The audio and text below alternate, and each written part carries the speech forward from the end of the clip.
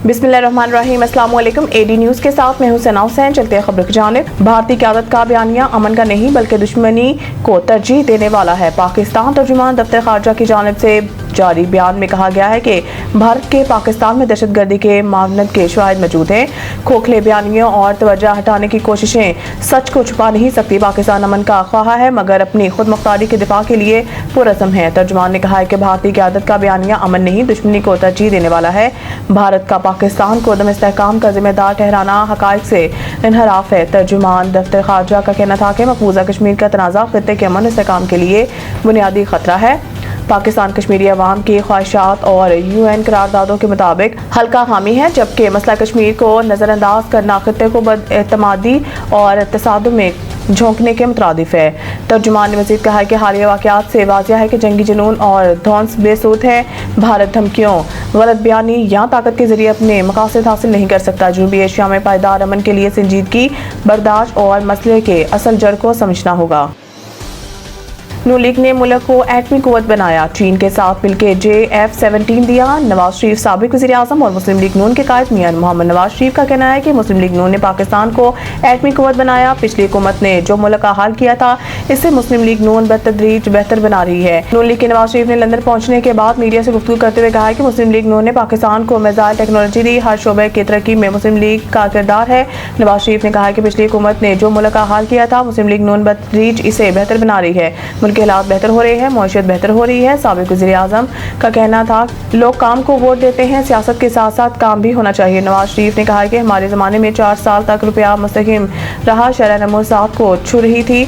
मुस्लिम league नून ने पाकिस्तान को एटमी कुव्वत बनाया। चीन के साथ मिलकर JF-17 बनाए। वाज़ेह रहे कि नवाज शरीफ अपना चेकअप करवाने लंदन गए और वो ईद भी वहीं गुजारेंगे। कुर्बानी की खालें सिर्फ चैरिटी कमीशन से रजिस्टर्ड इदारों को दे। महकमा दाखिला पंजाब ने कलादम तंजीमों और इनके ज़िली इदारों की फहरिस्त जारी करते हुए हिदायत किया कि शहरीन कलादम तंजीमों और इनके ज़िली इदारों को कुर्बानी की खालें ना दें। तर्जुमान महकमा दाखिला ने कहा है कि इंसदाद दहशतगर्दी एक्ट 1997 के तहत कलादम तंजीमों की मावनत जुर्म है और कलादम तंजीमों की इमदाद करने वाले कानून के शिकंजे में आएंगे। महकमा दाखिला ने कहा है कि कुर्बानी की खालें सिर्फ पंजाब चैरिटी कमीशन से रजिस्टर्ड इदारों को दें।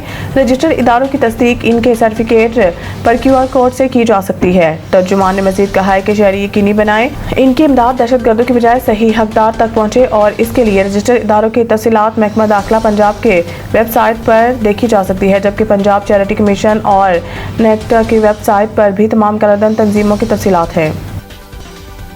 बजट में पेट्रोल समेत हर किस्म की नकद खरीदारी पर इजाफी रकम लेने की तजवीज़। ज़राए FPR के मुताबिक बजट 2025-26 में नकद खरीदारी की हौसला शिकनी पर मबनी तजावीज़ फाइनेंस बिल का हिस्सा बनाने का फैसला किया गया है।